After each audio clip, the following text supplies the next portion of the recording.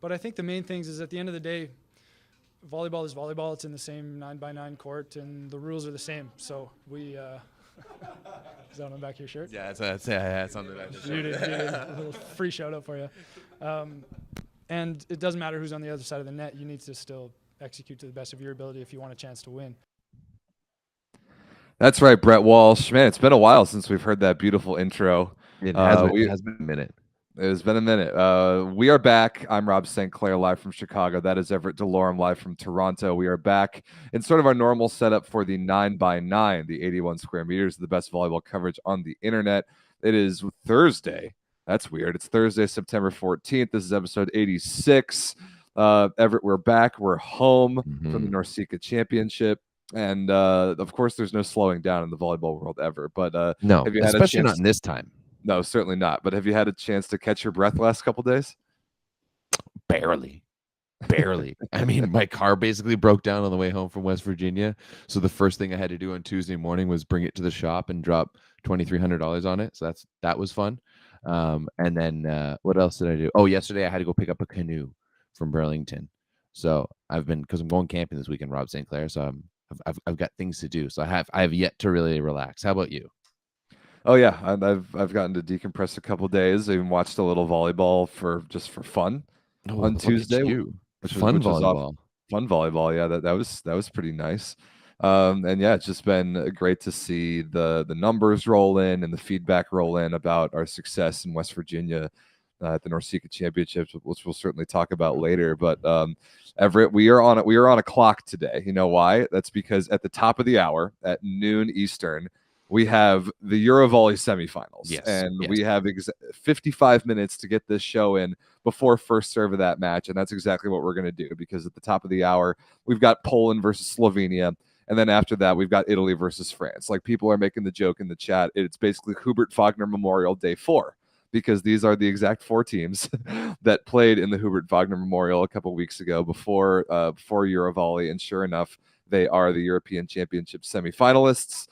These are going to be some bangers. We are very excited about these matches. They're all on EuroVolley TV or the CEV YouTube under Behind Some Memberships. We're going to talk about this bracket. We're going to make our picks. Everett, I think the first take so far is that, honestly, these are the 4 best teams in Europe, and it makes sense that they are here at this point.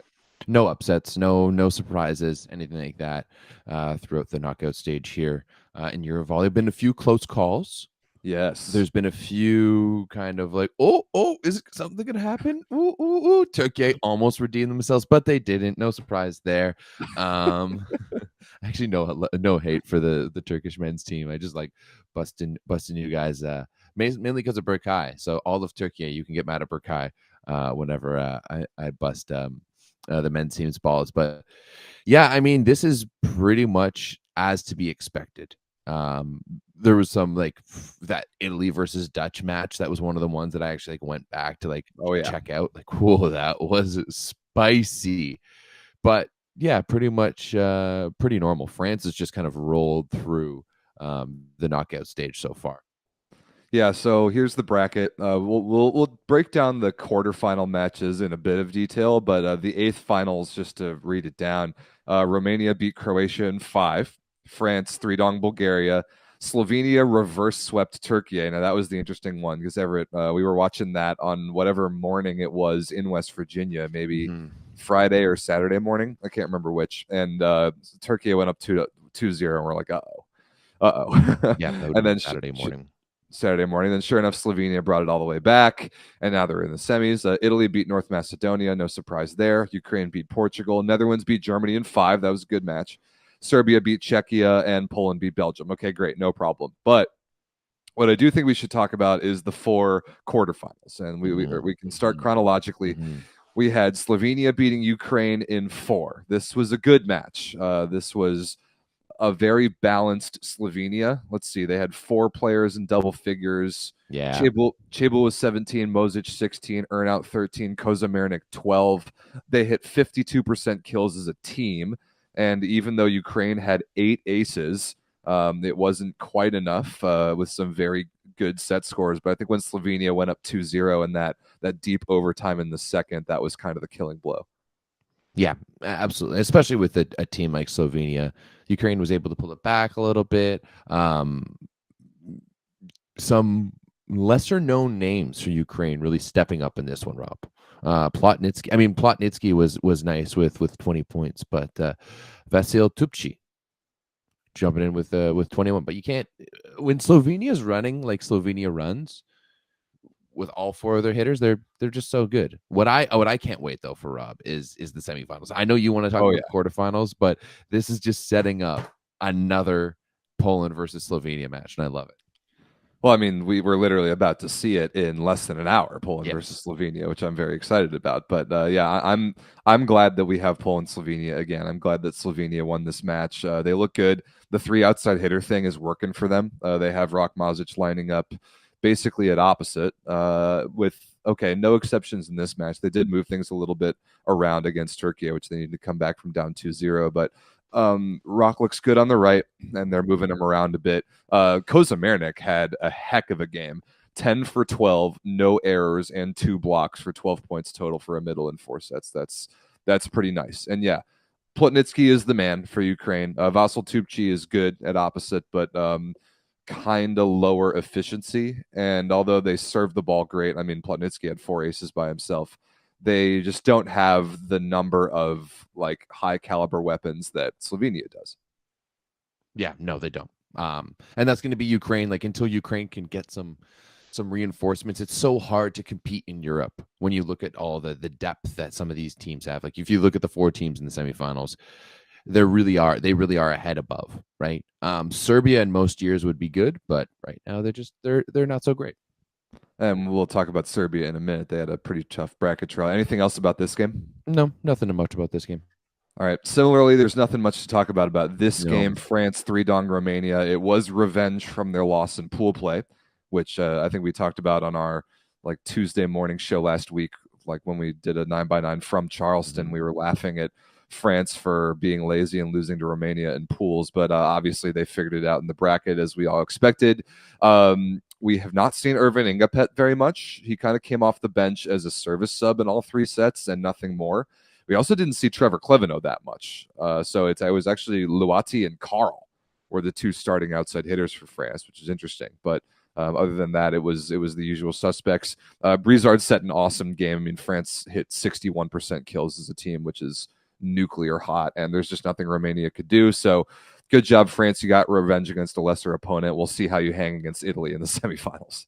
I think I want to give big ups to Romania just getting it this far. For sure. Like For they sure. they had definitely had one of their best tournaments and best runs just by making it to these quarterfinals. So I think that's a big accomplishment for Romania in general. Yeah, I mean, Romanian men's volleyball has never been on my radar. No, and never. They made it out of pools, and then they beat Croatia, who's Beat good. Croatia in 5. So there, that's exactly in the pre-quarters or the round of 18, if you will. So yeah, a big ups to Romania. I think making it to the quarters for a program like that is fantastic. for sure. But about this match, there's really not very much more to say. All right, No, so much. let's move on to Tuesday's games, which were very, very spicy. And starting off with Poland versus Serbia, this match was awesome. This match was really good. I had a great time watching this. Serbia stole the first in overtime. Poland responded with like just a destruction in the second set. And then we had one of the most electric sets of volleyball of the year, 36-34 in the third, which Poland won to go up 2-1. And that was kind of the dream crusher for Serbia. They weren't really able to respond from that. But it's worth talking about the Polish outside hitters. They started with Leon and Śliwka. Leon kind of got served and blocked a bit off the court, and they ended up bringing in Semeniuk. So we didn't see Fornal. We saw Fornal barely. We didn't see Bednors at all. So that's, of course, something to keep an eye on. Łukasz Kaczmarek, pretty good, 18 for 33. Let's see, Śliwka, 12 for 23. Poland as a general and offensively in this one was just ridiculous. ridiculous. Pretty good. Like 57%. 60 for 106 overall, 57%. They only made 7 errors. They got blocked 10 times, but I mean, this one was a high blocking game. They got 15 blocks of their own, and that look at the blocking numbers: Kaczmarek with 3, Leon with 3, Kokonowski and Semeniuk both with 3 each. So those are A lot of stuff blocked. huge numbers there for Poland. But once again, like I'm not that surprised. I'm actually a little bit more surprised that Serbia took it to them the way that they did. Now, Poland hasn't been having the best tournament. That's been something people were talking about. It's like even in pools, they had a relatively easy pool. They haven't looked like that VNL finals unbeatable Poland that we saw earlier this summer. But I mean, Poland's Poland. They're the deepest team in the world. I don't think we're going to see that type of like focus from Poland, right? Because like they don't strike me as like the type of team that wants to go out or win every game 3-0 easy. Like they're not those type of cold killers, but they're just so good that when it comes to gut check time, they're ready to perform. But otherwise, like any team is inferior to them, right? That's oh yeah. I mean, on paper they should win every single match they play, and that's just the fact of the matter is they're just that good. Their roster is just that darn good, and we haven't even seen Bartosz Kurek hardly at all, still fighting off whatever injury was nagging him in the VNL finals. But Kaczmarek has played just fine. That's because they're Poland and they can do that. I do want to give some credit to Serbia. I mean, we didn't see Kovacevic like at all the entire tournament. He came in and served like once, and Luburic got blocked a lot. Kujundžić was a primary piece of the offense. He got started outside. He was okay. Also got blocked a lot. I mean, just a big physical game. I mean, 14 aces total, 25 blocks total between the two teams. Like this was just a big physical men's volleyball game, and it ended up being really fun to watch in those 2 overtimes. Love it. But I mean, at the end of the day, Poland is Poland. Well, you talked about them in gut check time. We're about to see how that goes in the semifinals in less than an hour. Last but not least, the banger of the tournament, a 5-set classic. This match was so good. Italy beats the Netherlands 15-12 in the 5th. Only so much Namir Abdelaziz can do by himself. 31 points, 26 for 45. He did get blocked 8 times, which is crazy. Benny Tweenster was okay, 13 for 28, but just not quite enough elsewhere for the Netherlands. Now, the key here is, even though Italy won, Daniele Lavia was a monster, 16 for 28, no errors, 57% efficiency. They are now down 2 of their top 3 middles. Simone Anzani isn't playing this tournament, which we knew, and Roberto Russo hurt his ankle, what looked like kind of badly in this game, in the first set, I believe. So Italy's going to have to make this run with so obviously Galassi will start, and either Sanguinetti or Mosca will have to be the second middle, and I'm curious to see how they deal with that. I think they'll go with Mosca over Sanguinetti. I think he's just a little bit like Sanguinetti is just a guy who's really just started coming onto my radar this year in a big way with the way he played at Modena, and then we got to see him at the VNL. So typically, I think they're going to go with Mosca. But that is a big blow for Italy, especially with how they run their team and how they really need every single part of the wheel. They don't have one dominant player like the rest of the team. They're very much like Slovenia in that sense that they need every single piece, but missing 2 of your best middles down the middle for Italy, that's a rough go, and it'll be tough for them in the semifinals as well. It will, but this is about the point of the tournament when 2 years ago we saw Yuri Romano make his impact. True, and we saw, and he was really good this game. 16 for 25, only 5 errors. That's almost 50% efficiency. That's a good Yuri Romano game plus 4 aces, and this is exactly what we saw 2 years ago in the exact same way that Yuri Romano woke up and was a big part of Italy winning that tournament. So keep your eye on the lefty. But I mean, Lavia, look. I mean, come on, 16 for 28, 0 errors. Yeah, that's nasty. That's filthy. That's like NORCECA numbers right there. That's USA at NORCECA numbers right there. Oh yeah. Micheletto, pretty good, 17 for 32, 6 errors plus 3 blocks, 2 aces. Like you said, I think that you nailed it. Italy, when they have all 3 wings working, when they have all the pieces working, they're very, very good. But when you remove one, or in this case, kind of 2 of the middles, I'm curious to see how they deal with that. Yeah. Italy against France is going to be a fun one. Yeah, I feel bad for the Netherlands. They had a good tournament, beat Germany in 5, came up just short here. Namir had 5 aces, which is insane. But I mean, they chucked him a lot of balls. He tried to do it on his own, and it just wasn't quite enough at the end there. I don't know if you can say as much as that he tried to do it on his own as that they were really leaning on him, right? Because I mean, it's still volleyball. Like someone still has to set him that ball, and they still made that decision as a team to give him 45 sets. But you're right, like 45 sets, scoring 31 points on 45 sets is just disgusting. He had double the next highest scorer and attempt getter on his team. Oh yeah, Swinster had 14. Like you can't tell me that he didn't demand all those balls. Like that's Namir. That's just what he does, and that's okay. But that's what I'm saying is like we don't know he demanded all those balls. Of course right? we do. It's Namir. That's how he acts. That's not his MO though. Yes, it is. It's not like we're hearing from people like, yo, like I want all the balls. Yes, we are. Do you see him interviewed with Out of System? Shout out Out of System on the t-shirt. He played with Mike Amata this year, and like that podcast, he was very clear that he wants to be set every single ball ever. Like that's who he is, and that's okay because he's Namir. He's probably the best opposite in the world, but it's been a little while since I've seen Namir in those situations demand all the balls and get his team over the finish line. I mean, the last couple times for Namir in big moments, he's come up a little bit short. I mean, his team failed to make the playoffs in VNL with a disappointing week 3. Halkbank lost in the finals in the Turkish league, and his countryman Wouter Termat outplayed him head to head. And this time in EuroVolley, like when it came to the 5th set, he made 1 or 2 too many errors and got blocked in key situations. I mean, he wants every ball because he's Namir. But I just want to know why they went with Jorna on the outside as opposed to like a Martin Van Garderen. I'm a little surprised by that too. Like that to me is like the big one. You know, seeing Jorna there, or even like if a Thijs ter Horst. You know, Jorna had 9 points in 5 sets.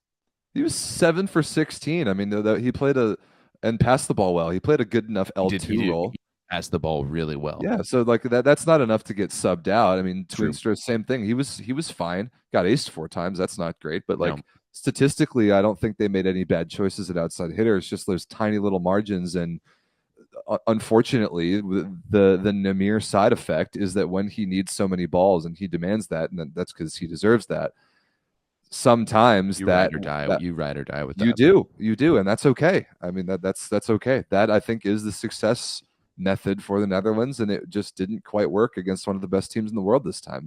But then they also started Thijs ter Horst in the 5th set. See, that I disagree with. that I disagree. That's with. ridiculous. you start why? Like he served. That's it. You don't want Namir at the baseline.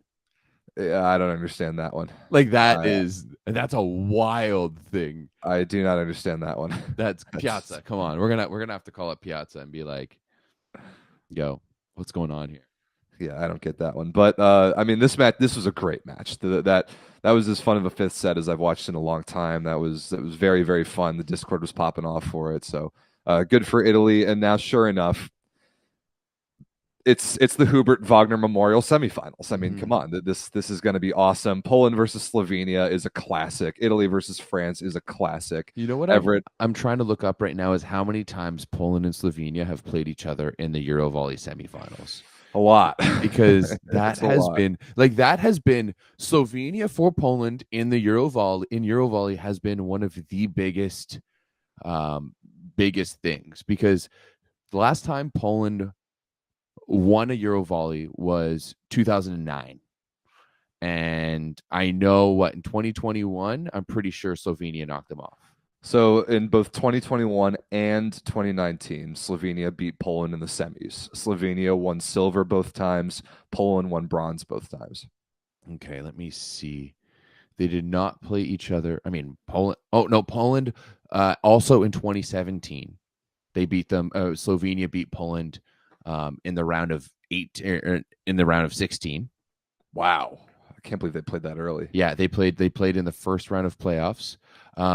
In 2015, Slovenia beat Poland in 5 in the quarterfinals. Slovenia won another silver that year. So literally, like every year in the past, like 2013 is where it breaks. Yeah, Poland lost to Bulgaria in when Bulgaria was good. When Bulgaria was good. So literally every year, the past 4 editions of EuroVolley, Slovenia has ended Poland's run. Oh, you can't write a better story than that. You cannot write a better story than this. Today's match is going to be the match. I just hope I have enough time to watch it all. So I think we got to make our picks here. Oh. We got to make our picks for the 2 semifinals, and I'm going to write them down. We're writing them down, okay? Oh yeah, getting serious here, Sinclair. Make our picks for the semis, and we got to make our picks for the medal matches. Everett, you go first. Why me first? Do it, because I'm writing them down. Okay. I'm going France over Italy. Ooh, what? Okay, set scores. I need set scores. I think it's going to be 3-1 France. Okay. Just because of the lack of middle situation for Italy. I think with both of their setters, both with Brizard and with Tognuti, you can really and France has such a dynamic offense that they're really gonna abuse whichever second middle they're using, either Mosca or Sanguinetti. Okay, so France 3-1 over Italy. How about I think Poland is going to break the curse. Oh yeah, I think Poland is going to break through here, and I think they're going to beat Slovenia in 5. Ooh, in 5. I think it's going the distance. It's going for speed. It's all alone in a time of need. Yeah, exactly. Nice. All right. So that leaves us with Italy and Slovenia for bronze. Yes. And so what's your pick there?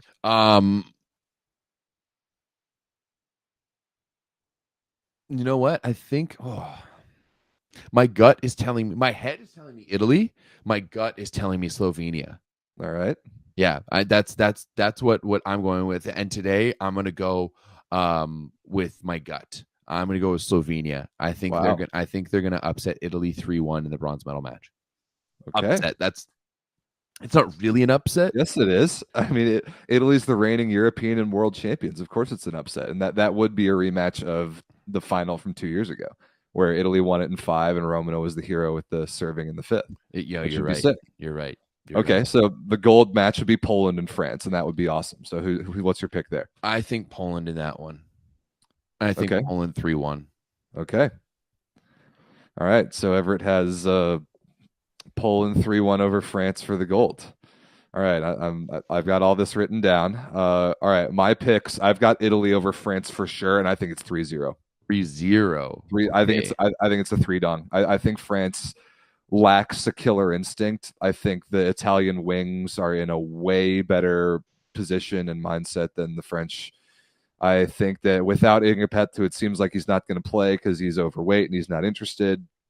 I don't think that the French outsides have a chance against the Italian team, who even without a middle should probably still be the best blocking team in the world. I'm taking Italy 3-0, and I'm going with the meme. I'm going with the continuation of the dominance. I'm going Slovenia over Poland in 5. I was hoping you would. I was hoping you would. So I'm saying that Poland blows it to Slovenia again, because I just think that it would be hilarious, and if it does happen, I want to be on the right side of it. So that leaves us with a rematch of last year's final on my side. But we then have France and Poland for bronze. That's Poland 3-0, no problem. Poland is plenty good once they do blow it in a semifinal, they always win bronze. They always do. They're able to get up and win a medal, and France probably won't care about winning bronze. So we've got Poland 3-0 for bronze, and then Italy and Slovenia again for the final. I think I've got Italy again. I can totally see Italy repeating. You're just jumping on that bandwagon, eh? Well, I just can't see Slovenia again. It's the continuation of a storyline because Slovenia's won silver 3 out of the last 4 EuroVolleys. I just don't think that they can get over that hump. They've had all the opportunities, they haven't gotten it done. I see history repeating itself in many different ways. I've got Italy in 4. I've got Italy in 4. Okay. I've got Italy in 4. So you're just looking for like a carbon copy of the last EuroVolley, essentially. Pretty close. Except for France lost in the quarterfinals. Yeah, so Poland beat France for bronze in 2019, and Italy beat Slovenia for gold in 2021, and I could see those two things repeating themselves. Okay, fair enough. Fair enough. So I mean, those are our picks. Yeah, it should be good.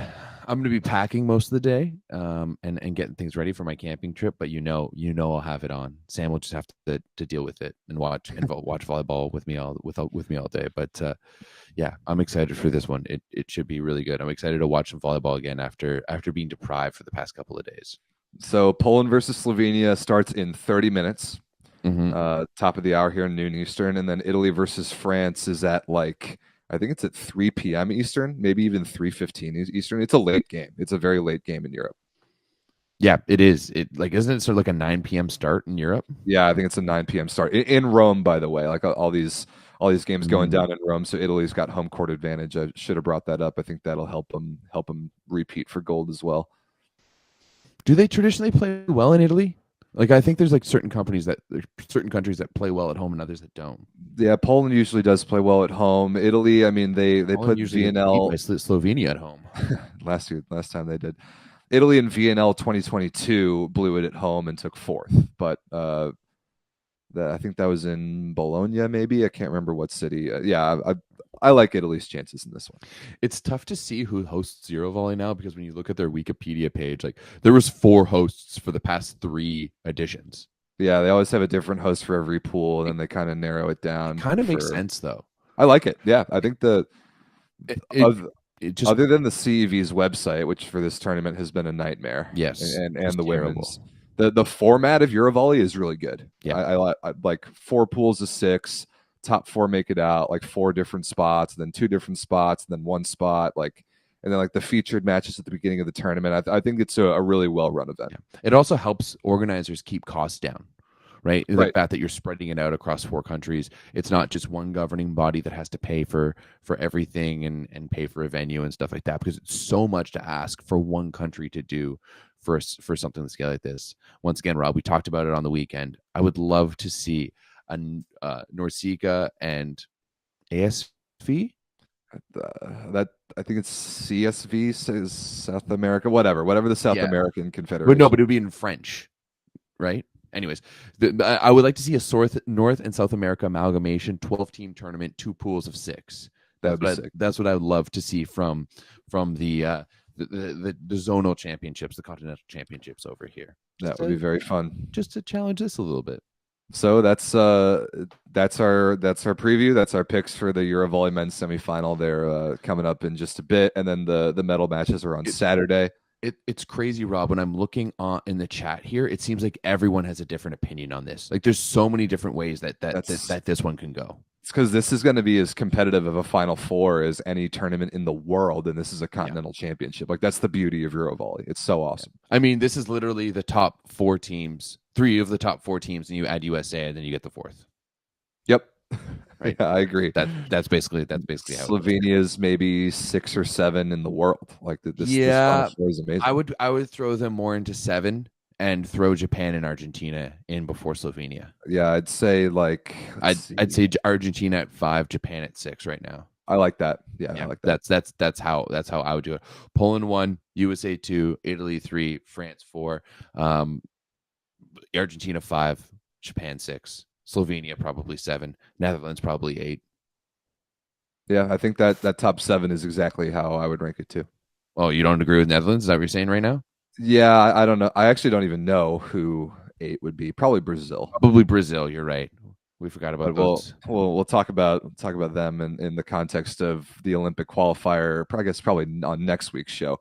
Probably. But speaking of Olympic qualifiers, got to talk about the women's. But before we do that, Everett, It's time to remind the people. That's right, people. We laid it. We didn't do any of this during NORCECA's. I think No. I think for good reason. I think we maybe could have pushed it more, but who knows?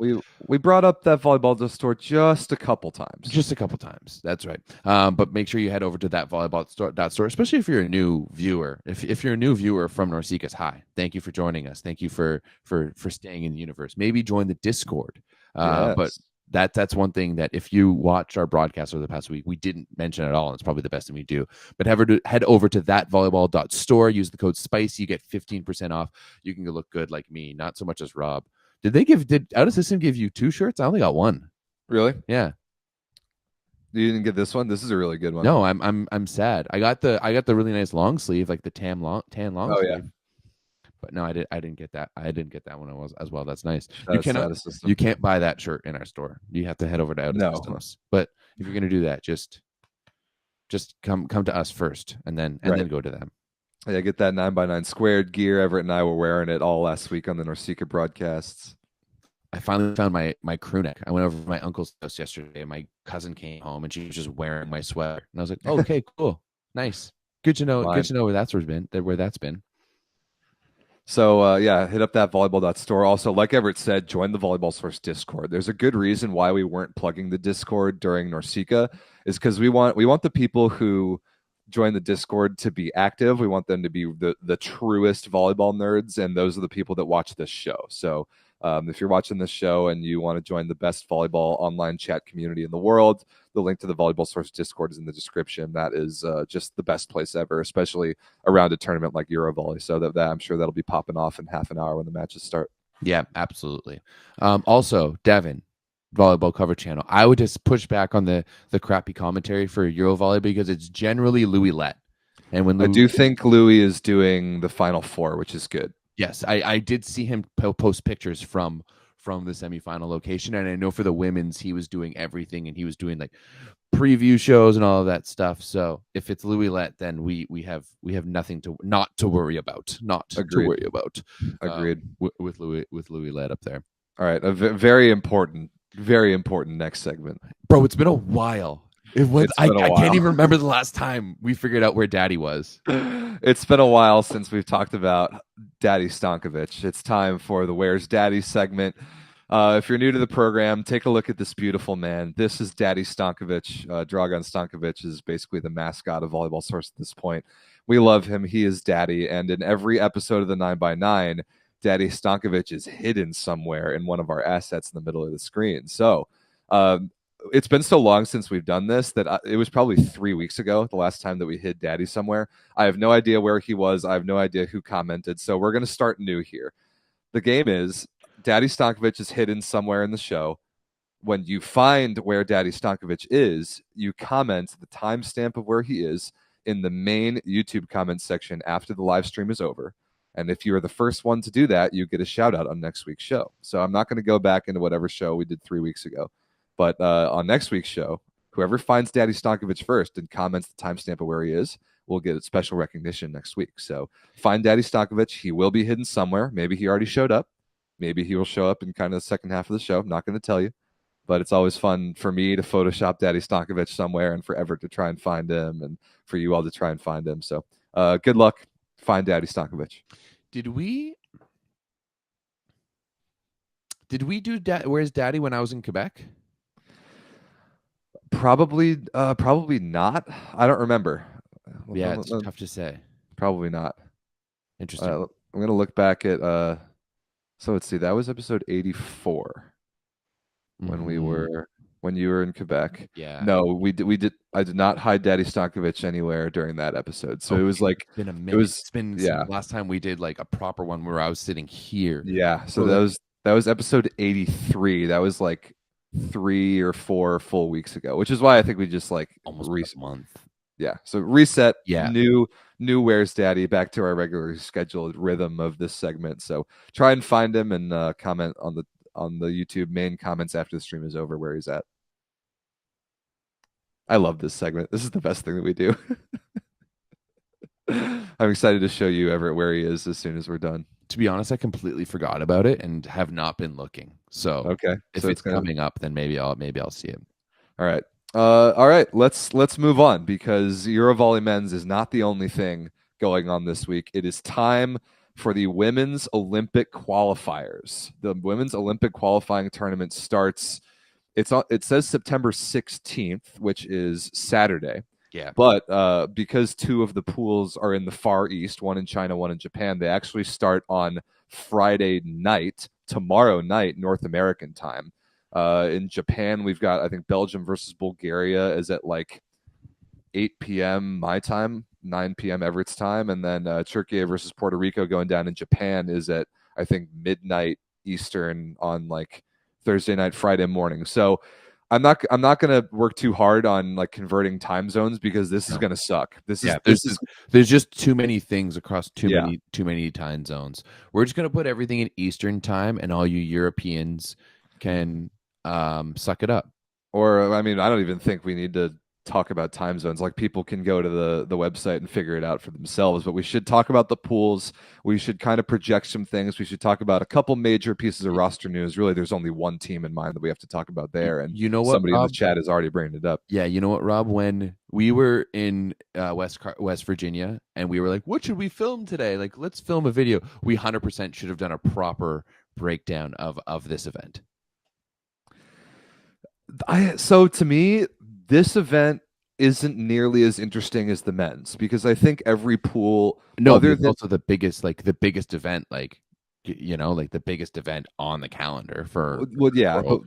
we can do, I think, a good enough preview basically right now because Pool A is by far the most interesting pool. By far, it has the most teams that have a chance. It has so that we can go down the pool. It's in China. Obviously, it features China. It features Serbia. It features the Dominican Republic, the Netherlands, and Canada. And then the Czech Republic, Mexico, Ukraine. Thanks for participating. But Yeah. Dominican, Netherlands, and Canada. Not only are those three teams fighting to maybe upset China and Serbia and get top two and get a bid, but those are three of the tightest people or teams in races Yeah, by a world ranking. in the world ranking race. Basically, you need to be able to finish 10th. And because of one of the African teams needs to be put in there, there's not even an African team in this draw, is there, Rob? Actually, no. Wow, that's crazy. No Egypt, no Turkey, or not Turkey, sorry, no Tunisia, no Cameroon or Kenya, whoever. So yikes. Because of that, Canada currently sits at 11th. The Netherlands are at 10th. Dominican Republic are at 9th. But that cutoff is basically going to be 10th place if everything happens according to how it should, right? So the Netherlands and Dominican Republic are basically dead tie, both of them 286 points. Yeah, and then there's a massive gap to Canada, I think. Huge. Now it's like 40. Yep. Yeah. So Canada needs to basically beat both of those teams to stay in that race. So that one has, you're right, Rob, that one has huge other implications there in the Olympic qualification race. But I think also Pool C is going to be interesting. In Pool C, you have 5 solid VNL teams. We're not counting Korea. No, you have 4 solid VNL teams. Poland, Italy, USA, Germany, Thailand. Absolutely not. Thailand does not count. I mean, okay, they went 0-12 in sets at home. Yeah, you're right. Not a chance. But I want to years before. Now we'll get to Pool C. I want to keep talking about Pool A because I still think it's the most interesting one. Now China and Serbia are the favorites, of course. It's in China. China just won VNL silver. They've had a really good summer. Serbia had a very disappointing VNL, and then they took silver in EuroVolley and lost a nail biter to Turkey in the final. So it seems like Serbia is back to form. Remember that the format of these pools, there's 8 teams per pool, single round robin. Top 2 teams after the 7 matches get Olympic bids. It's pretty simple. It's actually the closest thing to the old World Cup where it used to be like a 12-team round robin and top 2 got Olympic bids there.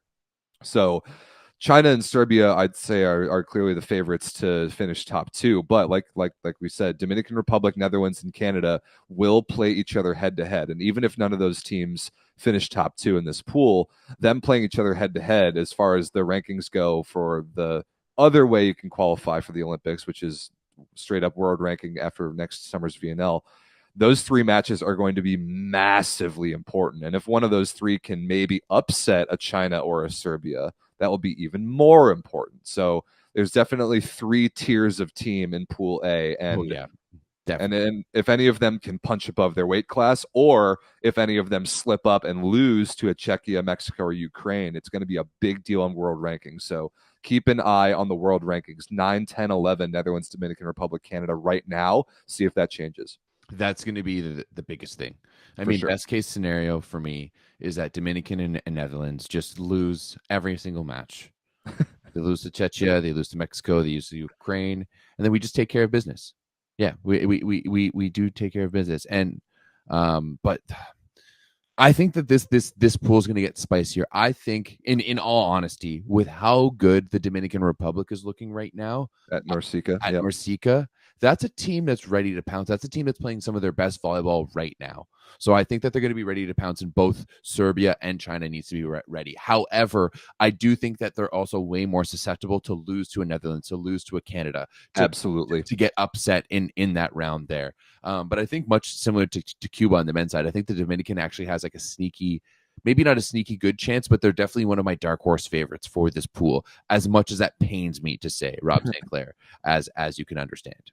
Of course. And the Netherlands, I mean, they just won bronze at EuroVolley. They had Huge. a great tournament. They beat dejected Italy for bronze. And Canada is the team probably with the most to prove and the most ground to make up in the world ranking with those other 2 teams. So it's that. I think it's going to be really interesting for Canada to see if Alexa Gray is available, and that's really truly going to dictate their tournament. 100%. If she can't play, Canada has no chance to qualify in this pool, and basically no chance to beat Dominican Republic or the Netherlands. So they need Alexa Gray for those 4 matches. She tweaked her knee in the semifinal against the Dominican Republic at the NORCECA Champs. She was optimistic. When I talked to her after the tournament, she was optimistic and seemed to be, in good spirits about it. I know that they've been kind of training and getting ready in Suwon, Korea.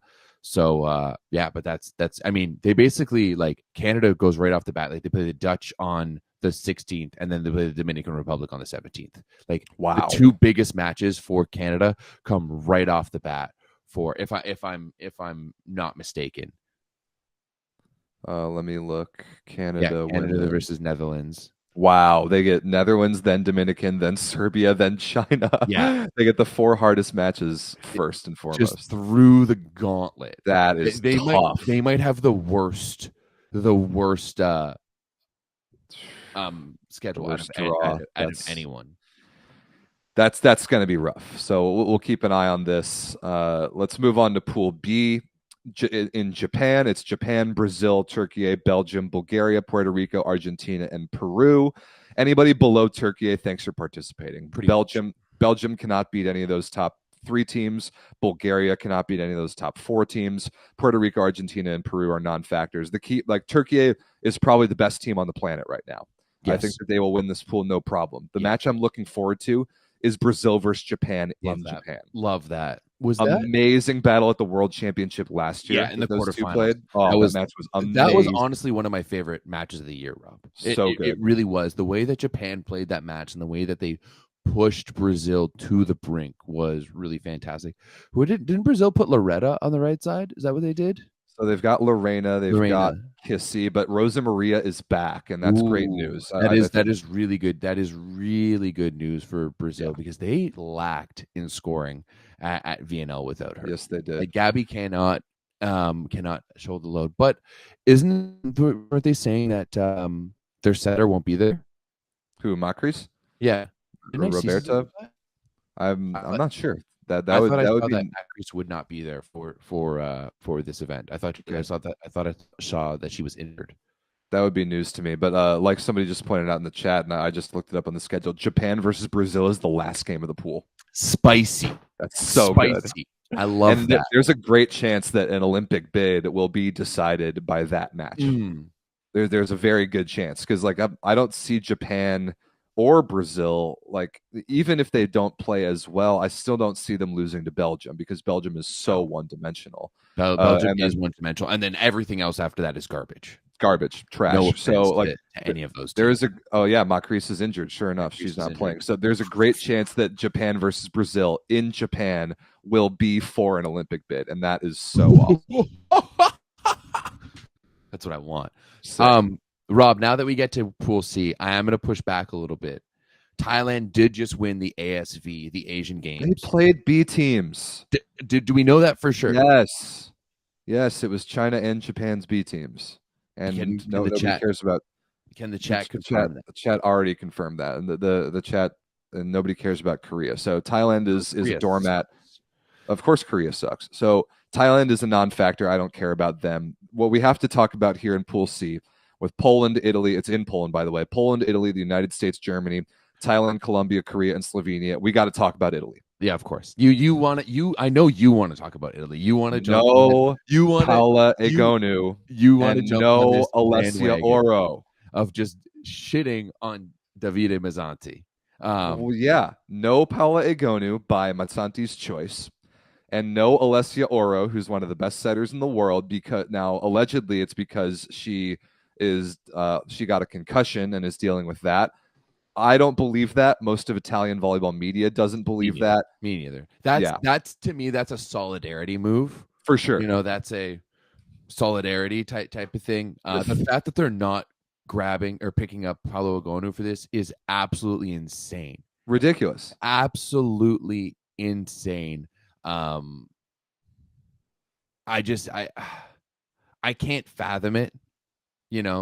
It's like Team Canada having Wayne Gretzky available and you don't pick him.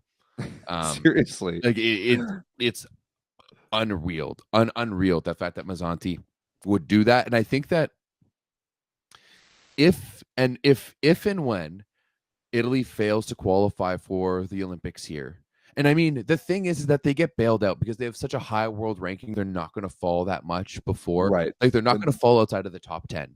And they'll obviously qualify by ranking next year. Yeah. So it's like, it's inconsequential overall, but, and like, if you're the Italian Federation, do you fire the coach who got you there? Like, do you fire the guy who's pushed this team along? It's really tough. But so I think Mazzanti is a stooge. Stooge number one in the world stooge power rankings. We should have a dynamic stooge ranking. That would be that changes like the world ranking. Yeah. And we just use like for every match, like a bust, like a picture of their bust as it goes up and down. Right? Okay, and we have an Italian in the chat that says Italy low-key wants this team to not qualify so that Mazzanti gets fired. And I think that would be the best thing in the long-term interest of this team. Do we think he gets fired if Italy doesn't qualify? Probably not. That's the problem. The federation seems to be backing the guy. That's what I'm saying too, is that like realistically, if I'm the federation and I go, oh, we didn't qualify here, we lost to Poland and the USA. They're two of the best teams. Dziak is an absolute beast. Poland's really good. They have the best setter in the world. Oh, we're still ranked like second or third? Yeah, we're still going to qualify directly, so we're still going to the Olympics, and that's all they care, right? Right now they're fifth, but even if they have a bad tournament, they're not going to drop that much. They're still going to go to the Olympics, no problem. But the real winners here are Poland and the USA because they don't have to deal with Paula Egonu and Germany for that matter. About Germany, somebody in the chat, please let us know. I assume that Hannah Ortman's knee is going to keep her out of this tournament, but somebody please confirm that for us if she's healthy or not. Probably not. Poland, when Poland plays the US, that match is going to be a must watch. I mean, there was rematch of VNL bronze medal. Poland beat us. It was very depressing. The United States should be salivating at the opportunity to play Italy without Paula Egonu. That's my question for you, Rob, is how important is this tournament for the United States? Because here's the thing. This year has been, it's been a typical USA volleyball year where they make it to the finals and lose, right? The losing to the Dominican in the NORCECA finals, that was something that no one was expecting, considered that they brought the team, they brought the girls, like they brought the roster. How important is it for you as a USA volleyball fan to see this team run the table and go undefeated? Extremely, extremely important. Mm-hmm. And here's why. At every single opportunity through all of VNL and through all of the NORCECA Championship, all Karch Karai was talking about was this tournament. Yeah. He got interviewed in the middle of the bronze medal match at VNL.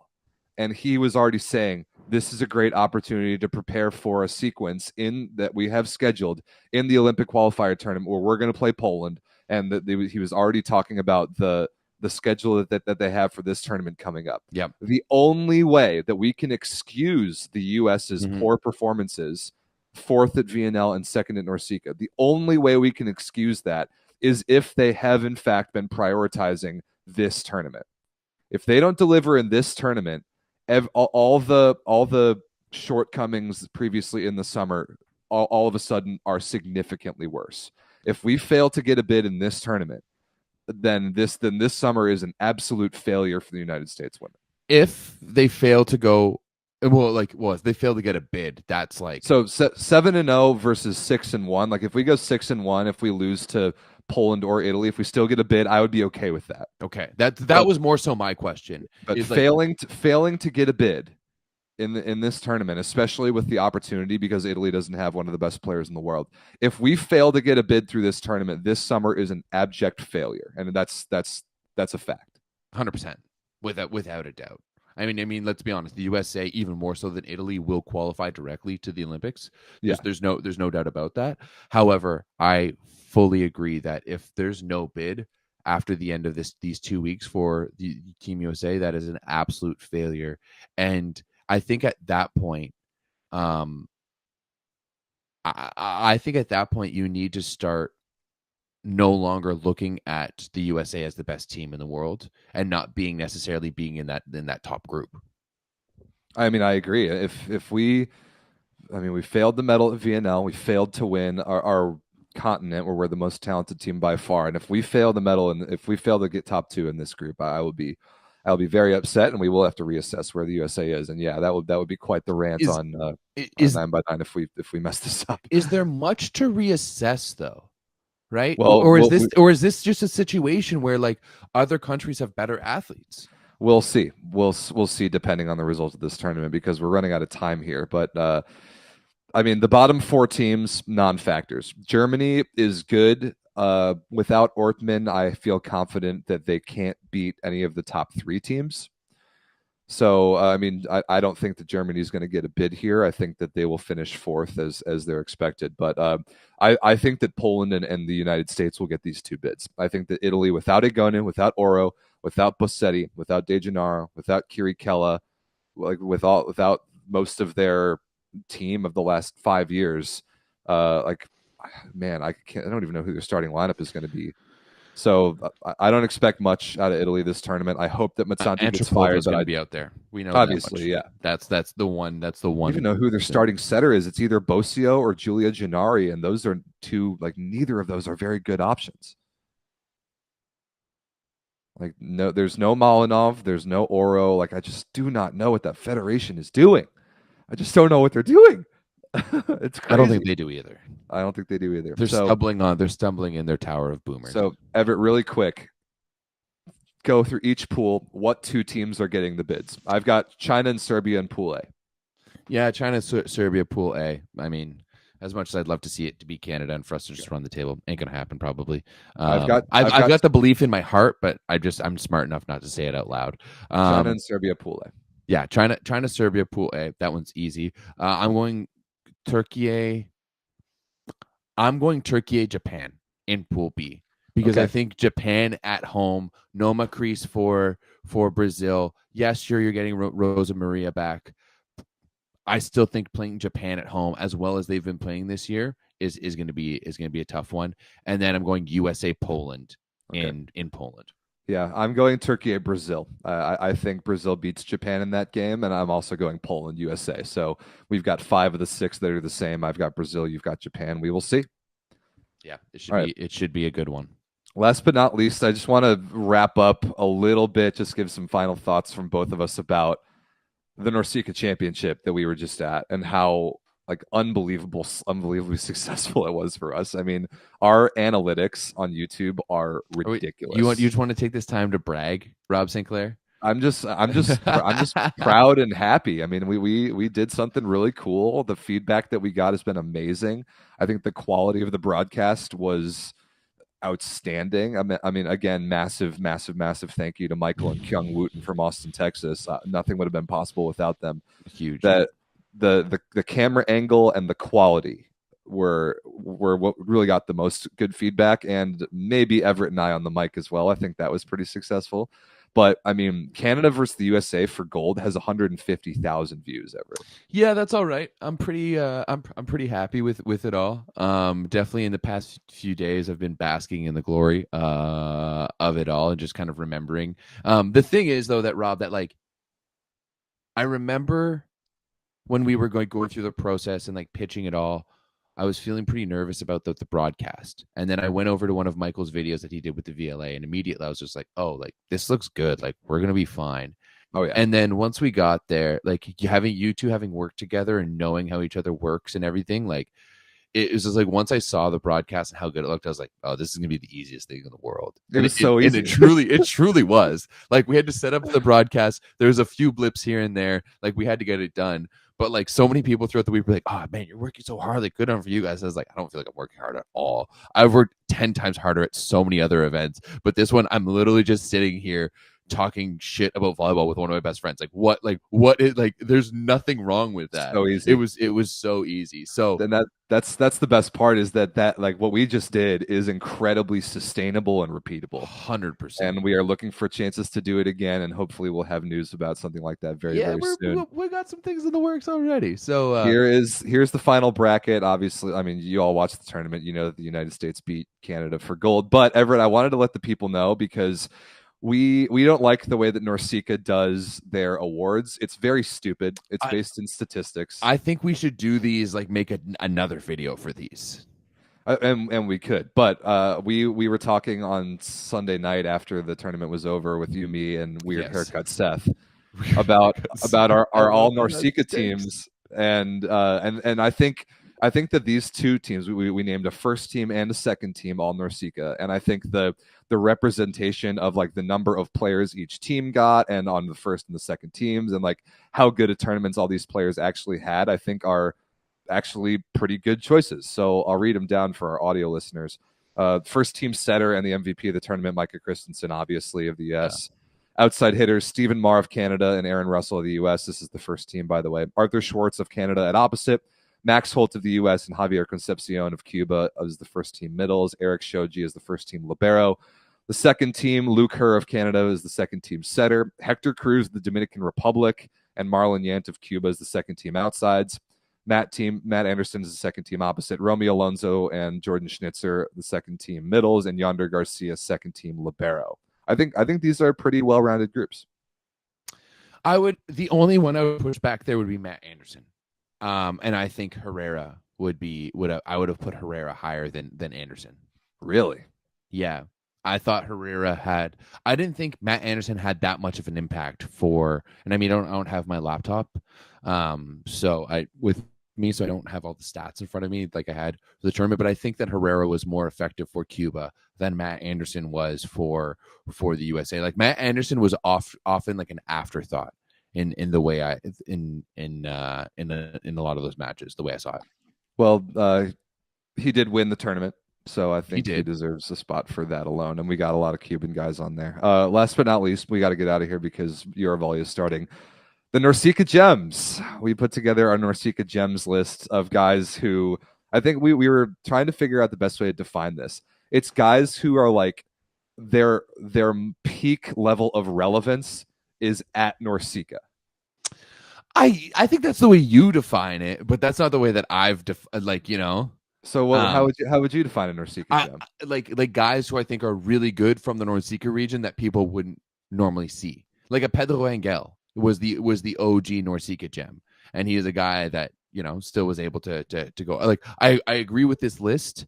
That maybe the only one I may not agree with is I think Rosario was maybe more affected than Ortiz over the entirety of the tournament, but I think we saw Ortiz get really like much better as we went on for the Dominican. And he was Republic. more fun to watch, more of a personality, and I think True. That's the other part of a NORCECA gem. Okay, yeah, maybe because like the OG NORCECA gems for me and like the NORCECA gems like legends arena is Pedro Angel and Henry Tapia.